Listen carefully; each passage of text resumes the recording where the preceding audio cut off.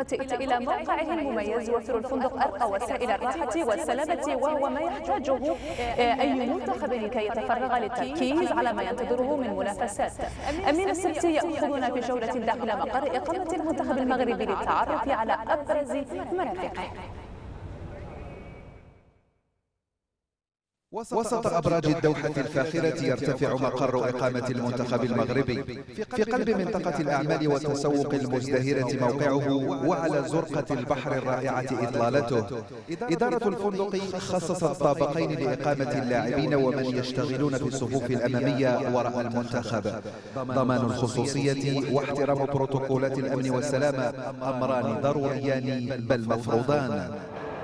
يوفر الفندق كل احتياجات المنتخب بأهمية فائقة: غرف فسيحة وعصرية مع إطلالات خلابة، قاعة مجهزة للاجتماعات وأخرى للترفيه والاستمتاع بالوقت، مسبح خارجي وآخر داخلي يشمل غرف البخار واستعادة اللياقة، وإلى جانبه صالة رياضية مزودة بالمعدات اللازمة، دون إغفال قاعة واسعة لتناول الطعام الذي تم التفاهم على نوعيته بعناية شديدة.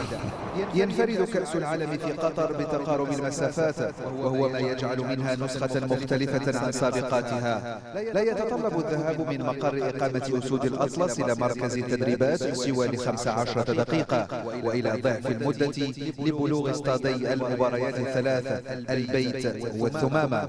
وفي هذا التقارب إيجابيات عديدة.